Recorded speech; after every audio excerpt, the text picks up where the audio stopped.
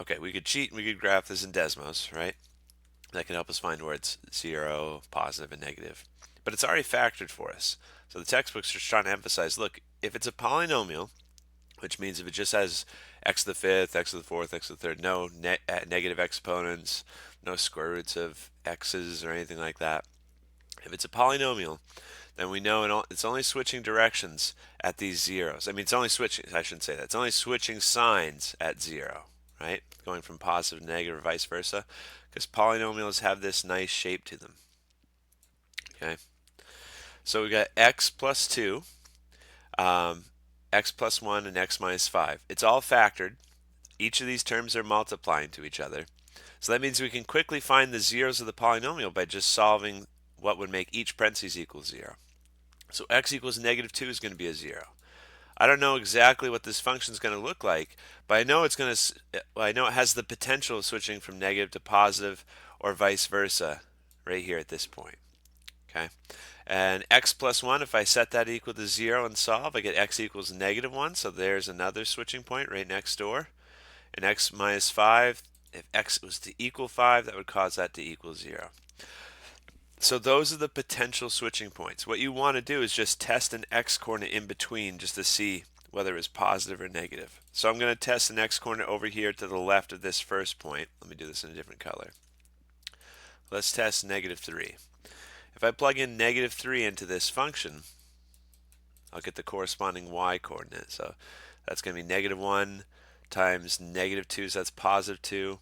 And 2 times, that's going to be negative 8. So 2 times negative 8 is negative 16. So at negative 3 on the x, we got negative 16 on the y. So we know our graph is looking like this. But now we got to test a point between these two. So let's try something between x equals negative 2 and x equals negative 1. So let's do negative 1.5. And if I plug that in, what really just matters is the sign of the number. Okay, so negative 1.5 plus 2, that's negative 0.5, so that's a negative. That's going to be a negative here. Oh, sorry, that's a positive. That's a positive. That's a positive 0.5. Positive, that's going to be a negative, so positive times a negative makes a negative. And this is going to be a negative, so negative times a negative makes a positive. So in between these two, I didn't get the exact y-coordinate, but I know it's a dot somewhere in the positive side. So see how I'm just testing points to the left and to the right of these zeros? You can pick whatever point you want, okay? Pick something that make your life easier, like on this next one. I'm trying to find a point between this one and this one, between these two zeros. So I'm going to try x equals 0, because that's easy to plug in. So that gives me 2 times 1 makes 2. 2 times negative 5 makes negative 10. So I know at x equals 0, I'm at y equals negative 10, somewhere down here. So we know a rough shape of this polynomial. It's got to cross at these zeros. And the last one, we just need to know whether, because we still have to test because sometimes it bounces off and comes back down and stays negative. So I'm going to test the point to the right of x equals 5. If I plug in 6 into this function, I'm going to get a positive times a positive times a positive, so that's going to be a positive value. So hitting all those red dots I sketched and crossing at those zeros I found, this is a rough sketch of our polynomial. And now we can answer their questions. Where is it 0? That's the first ones. Where is it 0? The first questions we solved. At x equals negative 2, at x equals negative 1, and at x equals 5. That's where it's 0. Where is it positive? That's anywhere it's above the x-axis. So it's positive between these two. So positive between negative 2 and negative 1. Then we're going to put a union because it's positive somewhere else as well. This is where it's positive. Okay. It's positive everywhere to the right of 5. So 5, and then it just goes on to infinity and beyond. So that's where it's positive. Where is it negative? That's where it's below the x-axis.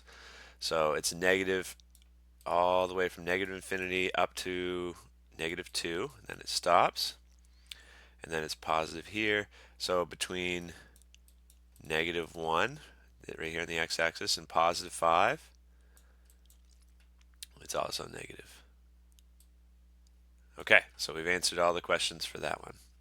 Okay, I pulled up another one directly below. I'll do that one a little quicker since you've seen the basics now. Okay, so same thing. We want to find the zeros first. So it's already factored. That's why it's easy to find the zeros real quick. If we plug in x equals 1, that will make this whole polynomial equal 0. So that's a 0. If I plug in, let's see, solving this one, is that what I wanted to do? No, here, I wanted to put a square on this. Sorry. Yeah, because if you solve this one, if you set it equal to 0 and solve, you're going to be square rooting a negative at some point. So this one actually doesn't give us any zeros where it crosses. So that one doesn't provide any zeros. This right here, this does provide 0 at -2. That's where it crosses. So even though this one's more complicated looking, it's actually going to be easier because there's less zeros. There's less potential switching points. Okay, so we just want to test something to the left of this one. So I'll do x equals -3. So if I plug in -3, remember you really are just concerned with the sign of the number. You could go ahead and find exactly what the y coordinate is, but we just want to know whether we're approaching the 0 from this side or from this side. So if I plug in -3, -3 minus 1 is -4, -4, that's a negative. If I plug in -3 here, -3 is going to get squared. So it's going to be positive. This is going to be a positive number. If I plug in -3 here, I get -1, but it's going to be squared, so that's going to be positive. So I got a negative times a positive times a positive. So this is going to be a negative. So we know the behavior to the left of x equals -2. Now we want something between -2 and +1. So let's see what happens if I plug in 0. What kind of sign am I going to get? So this is -1 squared. Here, let's scratch out the old ones. If I plug in 0 here, I get -1 cubed. So that's negative still. If I plug in 0 in here, I get out 5. So that's positive.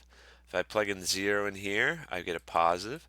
So negative times a positive times a positive, that's also going to be a negative. So this one bounced off the 0 and stayed negative. And now the last place to test is somewhere to the right of x equals 1. So let's try, we got a negative there. Let's try 2. So if I plug in 2 in here, 2 minus 1 is 1, so that's going to be a positive. If I plug in 2 in here, I'm going to get a positive. If I plug in 2 in here, I'm going to get a positive. So to the right of x equals 1, I got a positive number. So this is a rough sketch of the behavior of this graph. Remember, you can check yourself with Desmos too, right? Check me too, because I made this video kind of quick.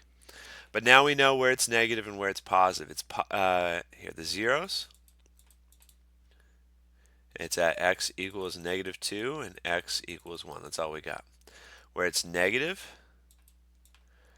that's from -infinity to -2, then union -2 to 1. Okay, from here to here.